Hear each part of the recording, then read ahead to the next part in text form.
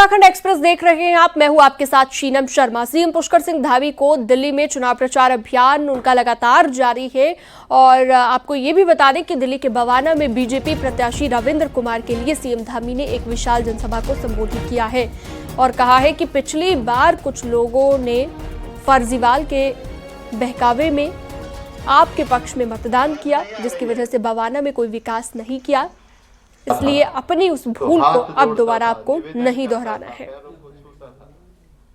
और निवेदन करता था कि मेरी करनी और कथनी में अंतर नहीं मिलेगा, आप मेरा समर्थन करें। आप सबने तो दिल्ली के अंदर बवाना विधानसभा चुनाव में आप लोगों ने, और मैं कहूं कि इस क्षेत्र के लोगों ने 85,000 मत देने के बाद भी फर्जीवाल के बहकावे में आकर कुछ लोगों ने और मत दे दिया होता तो ही पिछली बार भी विधानसभा के सदस्य बन गए होते हैं।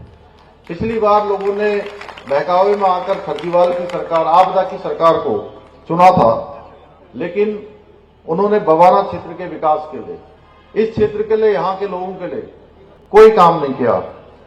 और इसीलिए मैं आप सबके बीच में आया हूं कि इस चुनाव में आपको अपनी उस भूल को, इस क्षेत्र के लोगों को सुधारने का मौका है। इसलिए मैं आप सबसे आह्वान करने के लिए आया हूं कि 5 फरवरी अब बहुत दूर नहीं।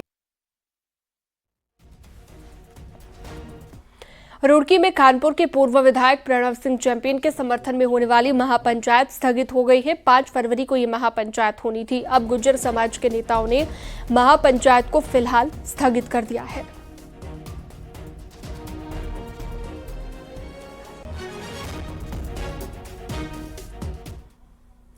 कानपुर के दंगल में अब नया मोड़ आ गया है। किसान नेता राकेश टिकैत की एंट्री के बाद सुलह समझौते की कवायद शुरू हो गई है, तो इधर बीजेपी की मुश्किलें कम होने का नाम नहीं ले रही। कांग्रेस लगातार सवाल खड़े कर रही है कि अनुशासन वाली बीजेपी अनुशासनहीनता पर चुप्पी क्यों साधे है।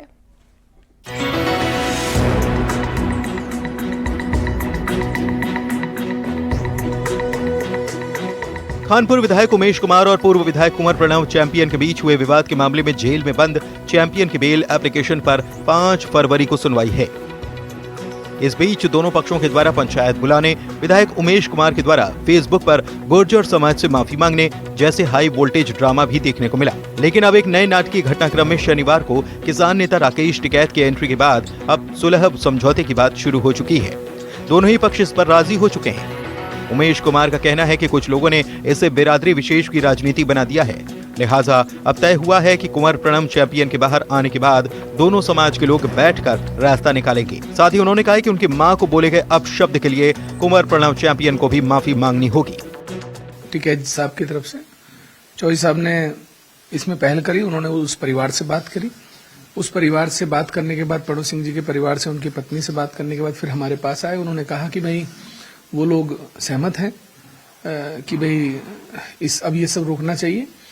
तो हमने भी इस बात पे सहमति जताई कि भाई ठीक है, जब सर्व समाज किसी बात को लेके आगे बढ़ा है, क्योंकि सभी को समाज में रहना है, समाज की बात करनी है। लेकिन हमारी मां का जो अपमान हुआ है उस पर क्या कहना है वो भी सर्व समाज तय करे, उस पर भी माफी मांगी जाए। इधर पार्टी के नेता और पूर्व विधायक कुंवर प्रणव चैंपियन को लेकर बीजेपी पर कांग्रेस लगातार सवाल उठा रही है। कांग्रेस का कहना है कि देवभूमि में गैंग वॉर की शुरुआत करने वाले चैंपियन पहले भी कई बार देवभूमि को शर्मसार कर चुके हैं, लेकिन ताज्जुब की बात यह है कि बीजेपी विधायक के अनुशासनहीनता पर चुप्पी साधे हुए है। देवभूमि में गैंग वॉर की स्थिति क्रिएट करने की कोशिश की गई और जो है अब तक भारतीय जनता पार्टी के द्वारा उनके विरुद्ध कोई भी कार्रवाई नहीं की गई है।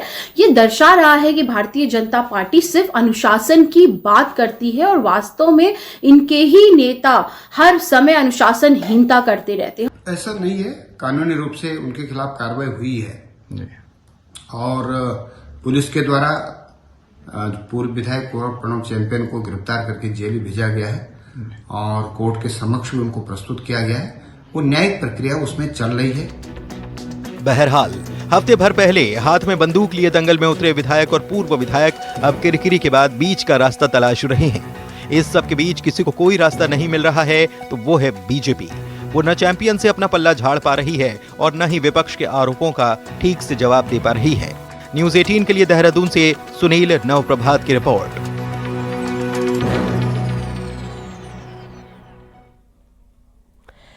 उत्तरकाशी के इलाके में बार बार आ रहे भूकंप के झटके क्या किसी बड़े खतरे का संकेत है? वैज्ञानिकों का ये कहना है कि ये स्पष्ट नहीं है, लेकिन इतना जरूर है कि उत्तराखंड बड़े भूकंप के मुहाने पर खड़ा है, खासतौर पर कुमाऊं रीजन। एक रिपोर्ट देखिए।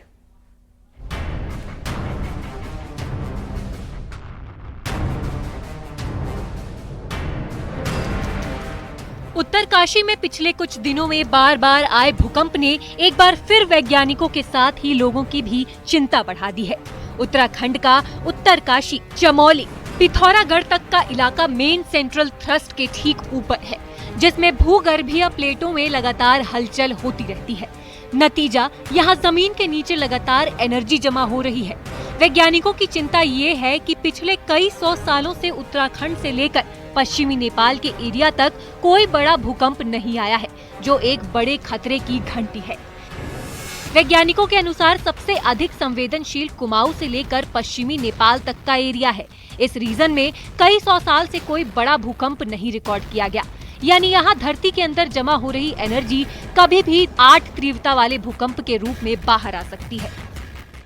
अब इसका मतलब वो इलाके जहाँ पे कि पिछले 200, 300, 400 साल से बड़ा भूकंप नहीं आया है, और क्योंकि वो प्रक्रिया अभी भी जारी है, तो वो इलाका, उसको हम कहते हैं साइस्मिक गैप है, यानी कि वहाँ पे अर्थक्वेक आने की संभावना ज़्यादा हो जाती है, उसको हम साइस्मिक गैप कहते हैं। कम से कम कुमाऊं और वहाँ पे जो पुराना भूकंप अगर कभी देखें हिस्ट्री उठा के, तो शायद 1344 में कभी कोई एक बड़ा भूकंप आया था।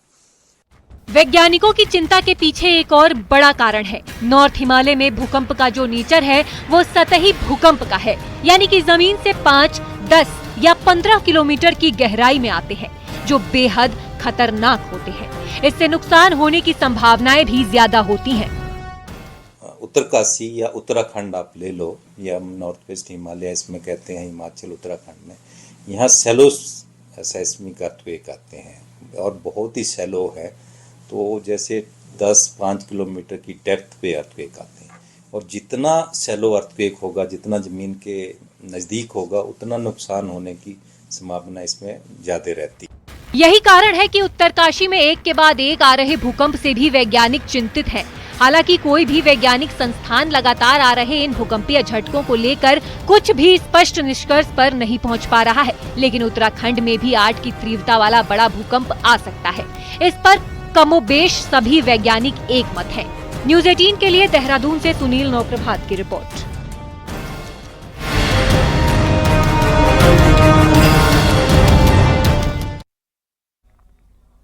नेशनल गेम्स में तीरंदाजी का आगाज हो चुका है और मुकाबला बेहद रोमांचक होने वाला है। इस प्रतियोगिता में देश की 8 टीमें हिस्सा ले रही हैं, जिसमें कुल 288 तीरंदाज अपनी प्रतिभा का प्रदर्शन करेंगे। खास बात यह कि इसमें 144 महिला और 144 पुरुष खिलाड़ी अलग अलग कैटेगरी में अपनी सटीक निशानेबाजी का जलवा दिखा रहे हैं। ये मुकाबला 7 फरवरी तक चलेगा। वहीं पहले दिन के मुकाबले में उत्तराखंड के आदर्श पवार ने पहली रैंकिंग में अपना स्थान बनाया है, जिससे अब उत्तराखंड की उम्मीदें भी मेडल के लिए बढ़ गई हैं। उत्तराखंड की प्रिपरेशन इस बार काफी अच्छी है। पिछले नेशनल गेम्स में हम लोगों ने सिल्वर मेडल सिक्योर किया था, ओलंपिक्स की जो हमारी कैटेगरी रिकर्व रहती है उसमें। इस बार हमारी रिकर्व की जो टीम है वो और स्ट्रांग है। हमारे पास कोटा फुल है, तो हमारे मेडल के चांसेस और बढ़ गए हैं। कहते हैं जोश और जुनून अगर विरासत में मिले तो सफलता की राह आसान हो जाती है। ऐसा ही कुछ कर दिखाया है तीरंदाज निशा सेमवाल ने, जो पिता की विरासत को आगे बढ़ा रही है। देखिए। हरिद्वार की रहने वाली निशा नेशनल गेम्स में हिस्सा बनी है। उनके पिता रमेश प्रसाद, जो भारतीय सेना में रह चुके हैं और खुद भी एक बेहतरीन तीरंदाज रहे और कई मेडल भी जीत चुके हैं, जो अब न केवल एक पिता बल्कि एक कोच की भूमिका भी निभा रहे हैं। वहीं निशा का कहना है कि बचपन से पिता को तीरंदाजी करते देखा, जिससे प्रभावित होकर अब उनके नक्शे कदम पर चल रही हैं और आर्चरी में उनका लक्ष्य गोल्ड मेडल लाना है। अच्छा चल रहा है, अभी तो नए एक्सपीरियंस लेने को मिल रहे हैं, क्योंकि नए नए प्लेयर भी मिले हैं यहाँ पे काफी। हाँ, टफ तो रहता है, क्योंकि यहाँ से नेशनल से छट के आते हैं प्लेयर और सारे बेस्ट ही होते हैं, तो टफ रहता है नेशनल गेम्स। अच्छा रहता है, बेनिफिट भी मिलता है, क्योंकि ग्राउंड पे तो रहते ही हैं, साथ में घर में भी फिर सीखने को मिलता है, तो बेनिफिट मिलता है। वहीं रमेश प्रसाद इस समय उत्तराखंड आर्चरी के कोच हैं, जिनका कहना है कि आर्मी में रहते हुए तीरंदाजी की और अब मेरी बेटी इस खेल में आगे बढ़ रही है। उसे ट्रेनिंग देना और उसे आगे बढ़ते देखना मेरे लिए गर्व की बात है। मैंने आर्मी से स्टार्ट की है और मेरे को इसमें 17-18 साल हो गए हैं। पेंशन आने के बाद फिर पहले देहरादून और फिर अब हरिद्वार में कोचिंग कर रहा हूँ। बिटिया को भी आपने अपने शिष्य बना रहा है? बस उनको शुरुआत की तो उसको अच्छा लगा। अब वो 7th क्लास से कर रही है और आगे उसको जब पूछा मैंने कि बोला नहीं पापा मेरे को इसमें ही आगे करना है, तो मैंने कहा ठीक। ये कहानी सिर्फ खेल की नहीं बल्कि समर्पण और अनुशासन की भी है। उम्मीद है कि निशा देश और प्रदेश का नाम रोशन करेंगी। न्यूज़ 18 के लिए देहरादून से सत्येंद्र बर्तवाल की रिपोर्ट।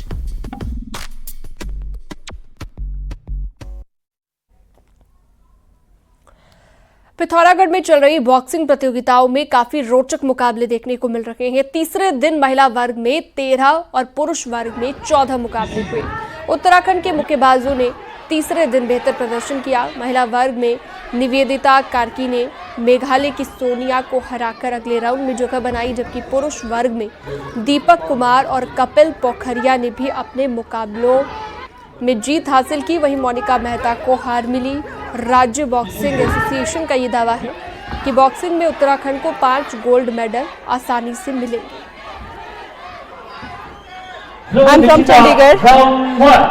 यहाँ पे उत्तराखंड में फर्स्ट नहीं है, मेरी 3rd सीनियर नेशनल गेम्स है और खेल के बहुत अच्छा लगा। आगे भी यही रहेगा कि यहाँ से मेडल लेके जाए और जीतते रहें आगे।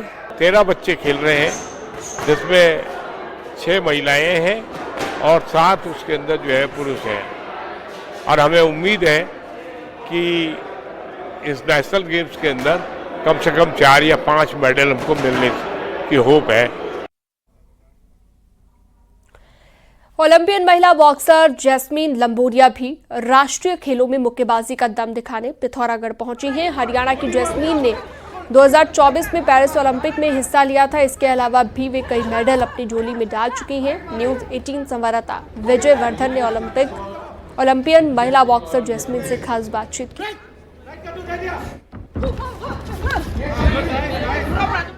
का आयोजन हो रहा है, इसमें देश भर के खिलाड़ी यहाँ पर मौजूद हैं। ओलंपियन जैस्मीन भी हमारे साथ आई है, उनसे बातचीत करते हैं। जैस्मीन, उत्तराखंड में पहली बार आ रही है? हाँ, ये मेरा फर्स्ट टाइम है अभी उत्तराखंड में, पिथौरागढ़ में भी। तो काफ़ी अच्छी जगह है, काफ़ी अच्छा एनवायरनमेंट भी है जी। इससे पहले कहाँ? इससे पहले जो कॉमनवेल्थ गेम्स हुए थे 2022 में, उसमें भी मैंने ब्रॉन्ज मेडल लिया और अभी हाल ही में जो पेरिस ओलंपिक्स है तो वहाँ से ही मैं खेल के आई हूँ भी। पिथौरागढ़ में हाई एल्टीट्यूड में आप हैं, हरियाणा से आप बिलोंग करते हैं, कोई दिक्कत? थोड़ा सा रहता है, थोड़ा सा स्टेमिना का। यहाँ पे एकदम से हाई एल्टीट्यूड पे आ रहे हैं तो थोड़ा सा उसमें दिक्कत आती है, लेकिन फिर 2-3 दिन यहाँ पे ट्रेनिंग की तो फिर थोड़ा एडजस्ट हो गया, वो एनवायरनमेंट के हिसाब से ढल गई फिर बॉडी। हाँ जी। क्या टारगेट है? क्या नेशनल गेम में क्या टारगेट? वही कि अपनी बेस्ट परफॉर्मेंस देनी है यहाँ पे और अभी आगे के लिए भी अपने आप को और ज़्यादा इम्प्रूव करना है फिर। Thank you. बेटी जैस्मीन ओलंपिक में भी ये खेल चुकी हैं और ये कोशिश इनकी है कि यहाँ से गोल्ड मेडल कम से कम ये लेके जाएं। विजयवर्धन उप्रेती, न्यूज़ 18 पिथौरागढ़। पिथौरागढ़ में इन दिनों राष्ट्रीय खेल चल रहे हैं और इन खेलों के जरिए भले ही देश भर के लोग मिनी कश्मीर से रूबरू हो रहे हों, लेकिन स्थानीय लोगों के लिए भी ये मौका किसी पर्व से कम नहीं है। यही वजह है कि देश भर के मुक्केबाजों को देखने के लिए यहाँ पर पूरा शहर उमड़ रहा है। ये रिपोर्ट देखिए।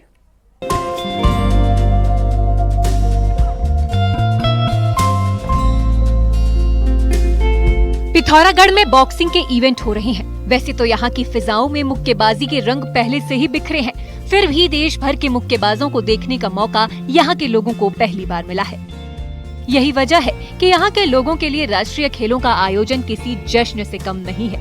आलम ये है कि 31 जनवरी से शुरू हुए खेलों को देखने के लिए हजारों की तादाद में लोग पहुँच रहे हैं। बहुत अच्छा लग रहा है और यूथ को इस तरह से अट्रैक्ट कर रहा है कि हमें बॉक्सिंग के बारे में नई चीज़ें पता चल रही है, जो रूल्स हालांकि हमें पता नहीं रहते थे उसके बारे में ज़्यादा पता चल रहा है। और बहुत ज़्यादा अच्छा लग रहा है कि पिथौरागढ़ जैसे शहर में भी अब ऐसे नेशनल गेम्स का आयोजन हो रहा है और सब कुछ हो रहा है और इससे पिथौरागढ़ के टूरिज्म में भी थोड़ा फर्क पड़ रहा है।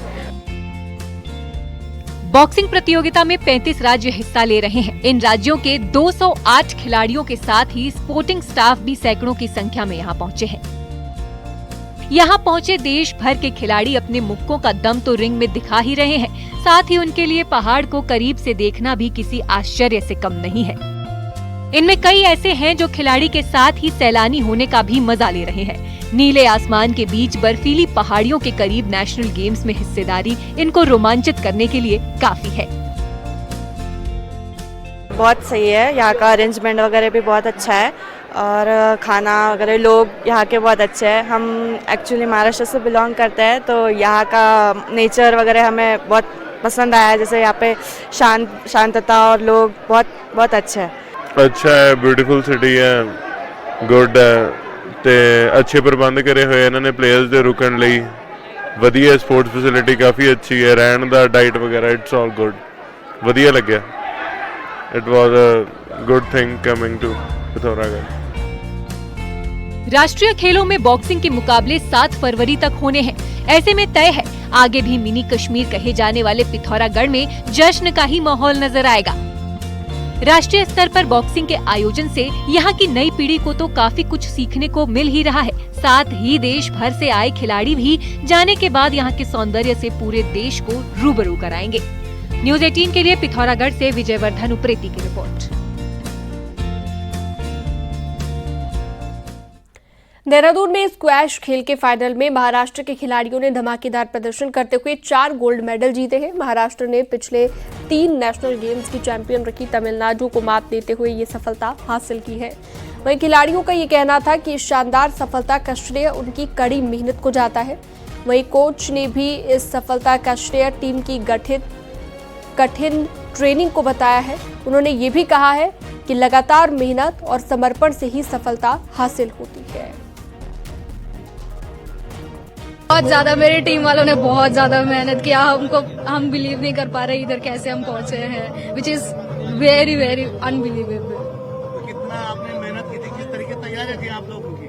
बहुत, ये रोज हम लोग प्लानिंग करते थे कि कल कौन खेल रहा है और कैसे इम्प्लीमेंट करना है, against which player we have to play accordingly we implemented in the court. बहुत अच्छा लगा क्योंकि ये मेरा पहला नेशनल गेम में गोल्ड मिला है और आई होप कि मैं आगे भी ऐसे ही परफॉर्म करूं।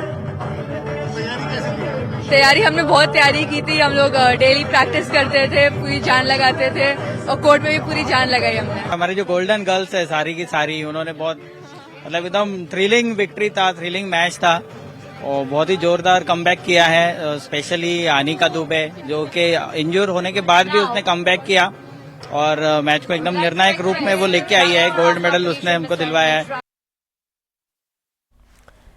और अब एक नजर पहाड़ की 10 बड़ी खबरों पर।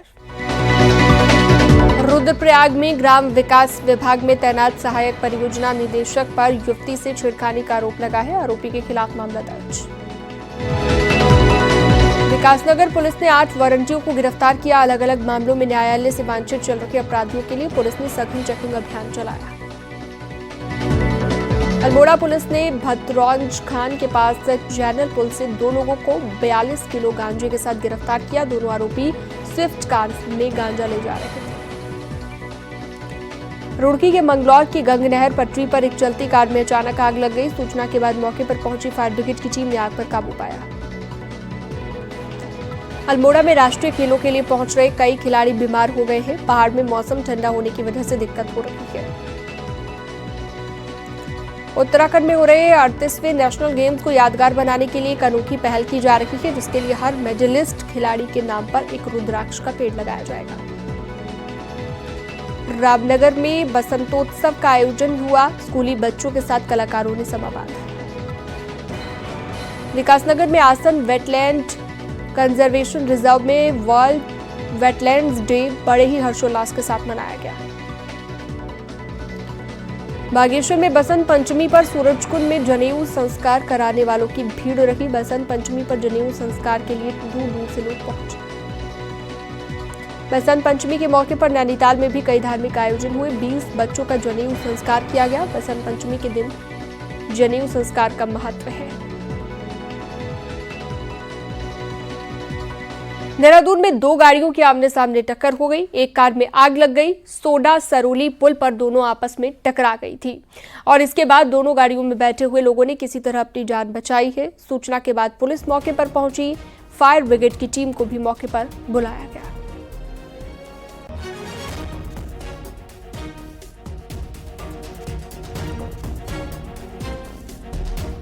बसंत पंचमी पर बद्रीनाथ धाम के कपाट खुलने का शुभ मुहूर्त निकाला गया है। 4 मई को सुबह 6 बजे खुलेंगे बद्री विशाल के कपाट। श्रद्धालुओं के लिए भगवान बद्री विशाल के दर्शन के लिए खोले जाएंगे। परंपरा के हिसाब से आज नरेंद्र नगर राजमहल में राज पुरोहितों ने पूरे विधि विधान के साथ महाराजा मजुजेंद्र शाह की जन्मपत्री देखकर बद्रीनाथ धाम के कपाट खुलने का शुभ मुहूर्त निकाला है। 4 मई को अब बद्रीनाथ धाम के कपाट खोले जाएंगे।